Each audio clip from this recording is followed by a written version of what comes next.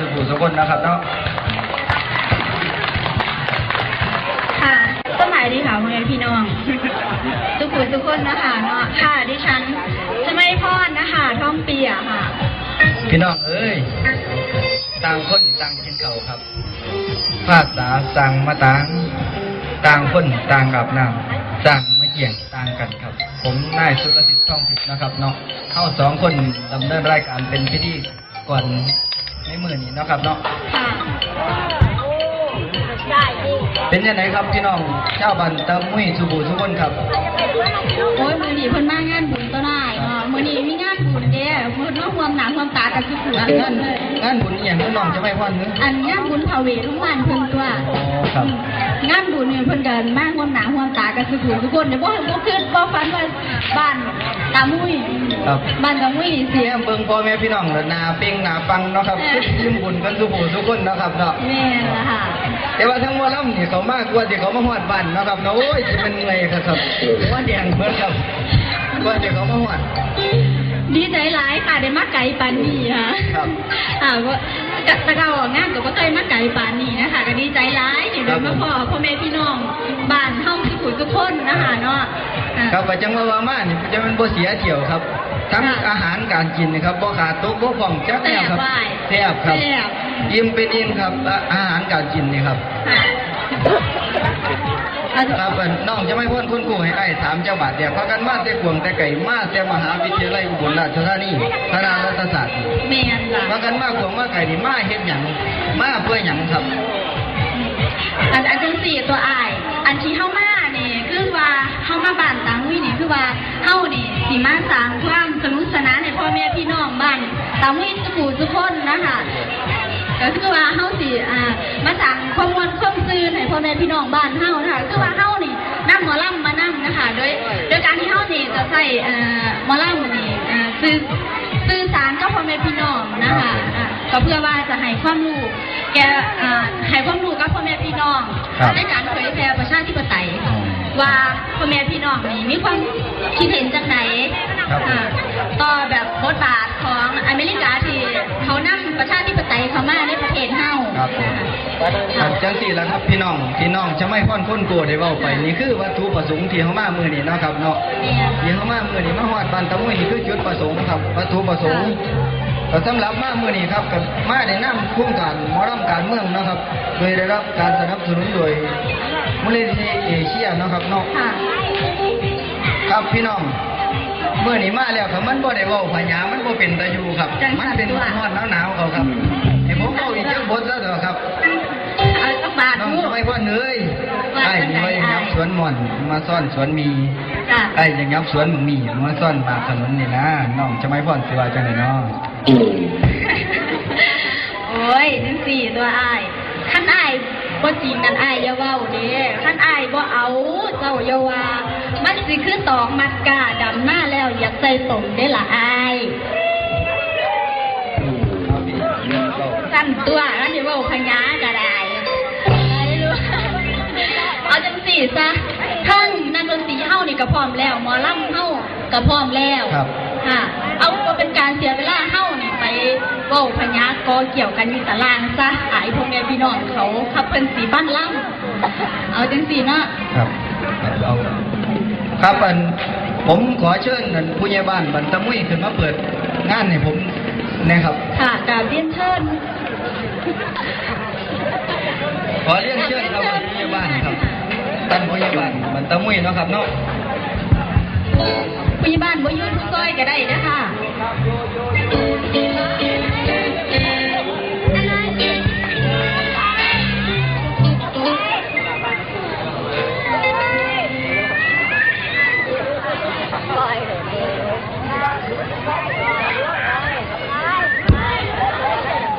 10 นิ้วพร้อมกับผมนะครับกับขอกราบนมัสการพระพุทธเจ้าทุกรูปทุกองค์นะครับแล้วก็เรียนท่านนายกองค์การบริหารส่วนตำบลไหไผ่เรียนท่านผู้มีเกียรติทุกท่านแล้วก็สวัสดีพี่น้องบ้านตามุยบ้านใกล้ชิดติดกันนะครับที่มาเที่ยวมาร่วมในงานบุญประจำปีหรือว่าบุญมหาชาติประจำปีของบ้านตามุย ในมือนี้นะครับสำหรับผมนะครับก็แนะนำตัวแทนของชาวบ้านตามุยถูกครัวเรือนนะครับทุกคนนะครับก็มีความยินดีนะครับที่ได้มาเป็นประธานในงานแต่กะยังบ่ท่านได้เต็มใจนะครับเพราะว่าผมก็มีผู้ที่รับผิดชอบในเขตตำบลอยู่นะครับก็คือท่านนายกองค์การบริหารส่วนตำบลห้วยไผ่ขอให้พี่น้องให้กำลังแรงใจนายกในพ้นมาใหม่ๆนะครับขอเสียงปรบมือให้ท่านนายกองค์การบริหารส่วนตำบลห้วยไผ่นะครับครับผมเชิญครับสำหรับวันนี้นะครับผมก็รู้สึกดีใจนะครับที่ได้มีโอกาสมาร่วมงานบุญประจำปีของบ้านตะมุยของเฮานะครับก็จากมติของพี่น้องนะครับเนาะได้มีมติในการจัดงานบุญประจำปีปีนี้นะครับก็รู้สึกบุญน้ำฟ้าขังเป็นอย่างจริงนะครับที่ได้ทราบข่าวจากทางพยาบาลนะครับว่าน้องๆนักศึกษาจากมหาวิทยาลัยอุบลราชธานีนะครับได้มาแสดงความสามารถนะครับถือว่าเป็นนิมิตหมายอย่างดีนะครับที่น้องๆเยาวชนนะครับที่หันมาเล่นนะครับในเรื่องของศิลปวัฒนธรรมพื้นบ้านของเฮานะครับนับมือที่จะลดน้อยถอยลงไปแน่นะครับเพราะว่าจริงๆแล้วนะครับในเรื่องของหมอลำนะครับซึ่งเป็นอาจารย์ลีและเป็นผู้ปัญญาของพี่น้องท้องถิ่นเฮานะครับของภาคอีสานนะครับได้มีโอกาสได้รับการถ่ายทอดนะครับจากน้องๆเยาวชนหรือที่ว่าเป็นสิ่งที่ดีที่งามนะครับก็อยากจะให้น้องๆของเฮาได้รักษาประเพณีอันดีงามตรงนี้ไว้นะครับแล้วก็ให้สืบเนื่องไปนะครับยิ่งเป็นหมอลำว่าเป็นหมอลำการเมืองนะครับก็รู้สึกว่ายิ่งน่าสนใจเป็นอย่างยิ่งนะครับเพราะว่านะครับในเรื่องของประเพณีของเราจะล่ำเรื่องในเรื่องนะครับประวัติศาสตร์นะครับบ้านนั้นบ้านนี้นะครับหนังเรื่องพญานันพญานีนะครับแต่ตัวนี้เป็นการเมืองนะครับที่ว่าเป็นความคิดแล้วก็มาดัดแปลงนะครับให้เข้ากับรูปแบบของศิลปวัฒนธรรมนะครับร่วมกับความทันสมัยนะครับในเรื่องของการแสดงนะครับเป็นจะได้ก็แล้วแต่นะครับก็อยากฝากพี่น้องบ้านเฮาสุขสุขคนนะครับที่ได้มีโอกาสมาร่วมงานในมื้อนี้นะครับก็ขอให้พี่น้องเฮาเบิ่งด้วยความตั้งใจและก็พร้อมที่จะเอาศิลปวัฒนธรรมจังซี่นะครับไปสืบทอดนะครับผมก็ยอมรับว่าบ้านของเฮานะครับบ้านตะมุยนี่เป็นบ้านที่มีชื่อเสียงนะครับในเรื่องของหมอลำนะครับที่สืบทอดกันมานะครับเฮาเคยล่ำเรื่องต่อก่อนนะพี่น้องเนาะมาเบิ่งหมอลำการเมืองเบิ่งว่าเพิ่นสิแสดงแนวใดแล้วก็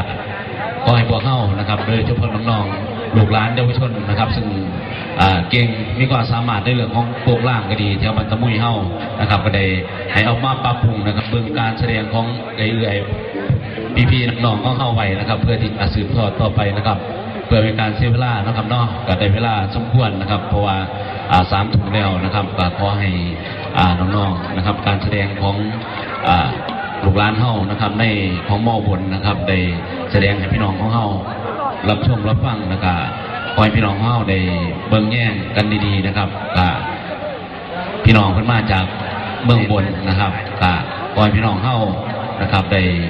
ตบมือสวยๆแล้วเพื่อเป็นกำลังใจให้กับทีมงานของเพื่อนนำอีกเทื่อนึงนะครับผมขอบคุณอะไรก็แล้วกันนะครับขอบคุณตัวแทนทั้งอีพอพยาบาลขอบคุณทั้งอีพอนายกเนาะนะครับผมขอบคุณอะไรก็แล้วกันนะครับว่าสิว่าขึ้นแล้วได้ผมกันเท่ากับพร้อมแล้วนะคะเนาะกับจังสันกับขอเรียนเชิญพ่อแม่พี่น้องนะคะมามวนซื่นน้ำกันกับการแสดงหมอลำการเมืองของเฮานะคะแล้วกันค่ะก็ในท้องเรื่องนะคะเทพธิดาแฮมเบอร์เกอร์เนาะครับโดยมีผู้ประพันธ์บทคือท่านกำนันหลวงวังสารุ่นนะครับกำนันตำบลน้องให้อำเภอสำโรงจังหวัดอุบลราชธานีเนาะครับเนาะแม่พี่น้องครับครับจังสันเชิญรับชมรับฟังได้แล้วครับค่ะ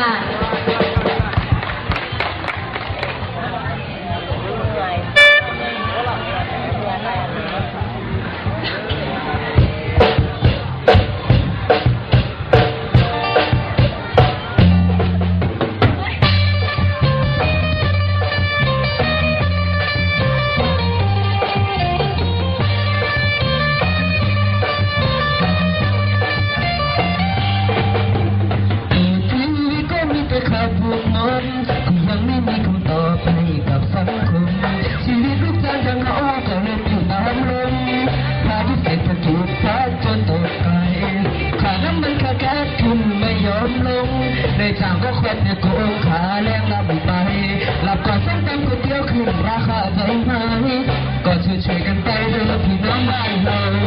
สู้เด้อสู้เด้อสู้เด้อสู้เด้อสู้เด้อสู้เด้อพี่น้อ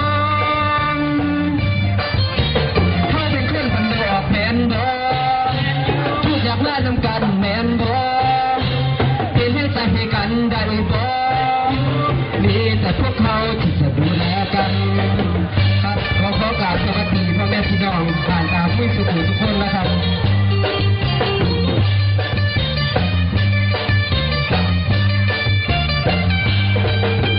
เป็นกำลังใจให้คนที่ไร่เฮ็ดนาอยากก็คืนราคาให้ได้เงินหลายพี่น้องชาวโรงงานก็ให้ในทุนเห็นใจอยากกดขี่กันล้างเฮาคนไทยเหมือนกันเป็นกำลังใจให้พี่น้องแรงงานเมื่อใต้อีสานมาสู้เด้อสู้เด้อสู้เด้อสู้เด้อสู้เด้อสู้เด้อสู้เด้อสู้เด้อพี่น้อง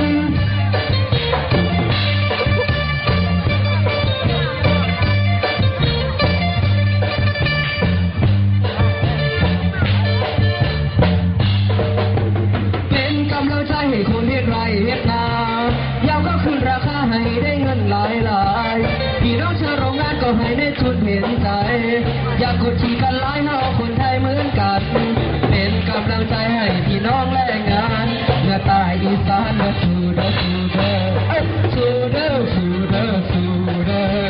สู้เด้อสู้เด้อสู้เด้อพี่น้อง สู้เด้อสู้เด้อสู้เด้อสู้เด้อสู้เด้อสู้เด้อสู้เด้อสู้เด้อสู้เด้อสู้เด้อสู้เด้อพี่น้องขอเสียงคนที่สู้นะครับ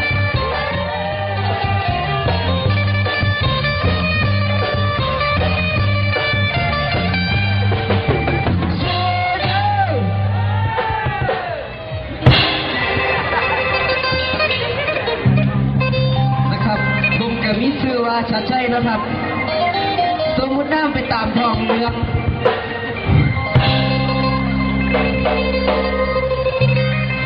จังว่าฟังเด้อไทยเฮาเริ่มแล้วแยกออกเป็นหมู่บ้านตำบลทั่วถึงไทยแบ่งอำนาจออกใส่มาตั้งแต่เมืองนานประชาชนสำราญอธิปไตยนอใส่แจง ครับสมมุติน้ำไปตามทองเรื่องทองไล่เนาะพี่น้องเนาะผมนี่มีชื่อว่าตาสงมีเมียชื่อว่าเขาแสงมีลูกหนึ่งคนชื่อว่าจันแดงครอบครัวของผู้ขานี่เป็นครอบครัวที่มีประชาธิปไตยสูงไม่เฮ็ดหยังแต่ละอย่างเอาเสียงส่วนมากมาในการตัดสินบ่ว่าจะเป็นเรื่องการกินการนอนบ้านตามุ้ยเป็นคือครอบครัวผู้ขาบ่เนาะเป็นอยู่บ่ครับโอ้เป็นอยู่มันว่าจังซั่นล่ะมื้อเช้าก็ได้ลงเป็นท้ายเรือเนาะไปหาปูหาปลาเมียจักไปทางไหนเว้าแล้วก็ได้แม่นผู้ใดมันมาจมโอ๊ยคนจมขาดจังสิเราพูดอันนี้ก็จะมาแล้วพ่อมาคอยจิจุ๊บเอาเบิ่งสิล่ะบอกแล้วว่าจะเท่าหนาเท่าหลังให้ก่อนเท่าเจ้ามาจอมเมียขอเพื่อนลูกเพื่อนเมียอยู่นี่โอ้ยพี่น้องพี่แม่ผัวอันไหนก่อนมันจอมมีอันอยู่นี่จอมอยู่นี่แล้วพี่บุญอยู่นี่กับที่จอมอยู่นี่ต่อไม่คอยได้เงินดอกกระสอบมาคอยได้ไปใส่แล้วผัวใหม่นี่เพื่อนกันจะพี่น้องเมียคอยเพิ่นจะได้ผัวใหม่เพิ่นบ่เมียคอยเพิ่นจะได้ผัวใหม่ทำไมคอยก็มีไฟอยู่ในเตาคอยบ่ทันได้เบิดได้นี่แม่แล้วถ้าไฟอยู่น้ำเจ้านอกจากก็มีไฟตัวแม่นอันนั้นจะสิเว้าไปอันนั้นเงินเขาก็สอนนั่นเจ้าว่าผู้ใดสิตายก่อนตายรุ่นน่ะแล้วผู้ใดสิได้ของผู้ใดน่ะกะสิเจ้าก็ตายก่อนข่อยเจ้าเฒ่าก็ข่อยโอ้ข่อยบ่ตายแล้วก็สิรอคาบเป็นบ่ครับเจ้าบ่ตายข่อยก็สิเอาเสือกมาหัดคอเจ้าบ่ตายข่อยก็สิตายว่าซั่นบ่ข่อยสิเอาผัวใหม่โอ้โหอยู่นี่อยากได้ผัวใหม่ว่าซั่นบ่ไม่ก็แม่นตัวเนาะมันก็ยังมีไฟคือว่าหั่นล่ะพี่น้องจังซั่นล่ะมื้อเช้าอันข่อยก็ลงทุ่งแต่นั่นลงของเนาะยังไปหาปูหาปลาแต่เช้าได้อยู่บ่ล่ะเฒ่าได้อยู่แล้วได้ ปลากดตัวหนึงสั่นว่าเท่า คอยกับไปคือ เอาจะไปคือกันบอกคอยคือเห็นเจ้านอนอยู่บ่ตื่นจะคืออะไรไปเอาใหม่เงี้ยแล้วก็บ่แล้ว มันเปิดมันเมื่อย มันเมื่อยจนบ่ คอยนั้นไปง้มบอกหอยสอนกุ้งใส่ปุ่นพักยังก่อนเพชรข้างคือเอาบอกขามตะบุกแม่ โอ้ครับ ง้มบอกหอยสอนกุ้งใส่ปุ่นพักกุ้งเพชรข้างบอกทัว เอาไปนั่นที่เท่าร อน้ำว่าเก็บพักน้ำนิ่น พักตำนิ่น ไปกันโดดจิบเขาป้าไปหาหน่อใหม่หาแนวอยากนั่งกินมาให้เจ้าละเดี๋ยวไล่เติมพี่เทา โอ้อยู่นี่เจ้าเฮ็ดบ่ทุกอย่างที่เท่า ไหวเห็ดบัดหัวบ่เห็ด คอยก็เฮ็ดอยู่คอยก็เฮ็ดเบียกผู้ชายเจ้าก็เฮ็ดเบียกไม่ยิ่งแต่ให้คอยเฮ็ดด้วยตำหูกตำไหมมันก็บ่คือ เห็ด เนาะ แนวนึงเห็ดต้องกัน เบียกแนวนึงก็เฮ็ดน้ำกันอยู่ ว่าเห็นว่ามันจะมีหนังมันเมื่อยมันจุดใจตัวไหล ตอนนี้ได้อาจารย์มันดนตรี ไม่มันนี่ยังตกตามหัวโอ้ยไม่เศร้าเดี๋ยวเบาลุ่มเท่าก็ได้ จังได๋ก็เท่าเจ้าว่าจะไปหาน้องหมอกน้องใหม่คิดตลอด ได้ ที่ หลาย เพิ่นบอกได้ร้อยตื่นเพิ่นบอก หน่อใหม่นั่นก็ได้มาเต็มคุกเดี๋ยว มีเท่าผ่าน หน่อใหม่นั่นก็ได้มาเต็มคุก สั่นที่เท่า คอยเลยยัง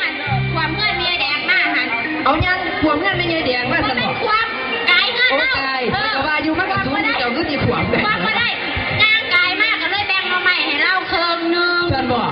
มันหลายข่อยกินบ่เบิด สั่นล่ะบ้านหมู่เฮานี่บ้านตามุ้ยของเฮานี่เนาะอันขอกินขออยากก็บ่อึดบ่อยากอุดมสมบูรณ์ทุกอย่าง ปันกัน เรื่องปลาเรื่องน้องหมอกน้อไม่อาหารการกินนี่ก็บ่อึดบ่อยากแม่นบ่ครับ แม่นี่บอกค่ะ แม่นอยู่บ่ครับ แม่นี่บอกน้อง นั่นที่หลังเพิ่นก็สามัคคีกันเพิ่นว่า เพิ่น ว่า ก็ เนาะ สามัคคีกัน มีหยังก็ส่งกันกิน หมู่บ้านเนี่ยอีนั่งหน่อยกลุ่มทั้งนั้นล่ะไม่เอาหัวเพิ่นกับแพแนวกินแนวอยากกันเพิ่นมาขาได้งวดน่ะตัวนึงเพิ่นว่า ท่านบ่เฒ่า แนวอื่นเพิ่นสิแพกันเอาดอกเพิ่นว่า โอ้ค่ะได้งัวตัวหนึงเพิ่นว่าสมบอก น้องมันก็ซอยอยู่ดอก ต้องการเงินเฮาไปซอยเราบ่เฒ่า ทราบอัน บ่ซอย20บาทเนาะ แต่แนวกินมันเต็มถุง ซอย20บาทตูดกินจนสมขาดดากเพิ่นว่าจังว่า แม่นั่นไม่นอนอันนี้ก็บอกไปซื้อดอก ว่าอย่าสิเว้าหลายข่อยหิวเขาได้ข่อยไปลงทุงลงทาแต่เช้าคุณข่อยหิวเขาวแห้งได้เต่าตอนบักกุ้งๆอยู่นี่ ไหนอันเงินแดงเบ้ก็เขา ข่อยได้ปลากดตัวหนึงตัวเท่าเพราะว่าข่อยอยากกินต้มหรือข่อยอยากปิ้งสดน้ำร้อนๆมันสิปิ้นบ่เท่า ปิดตัวหนักของ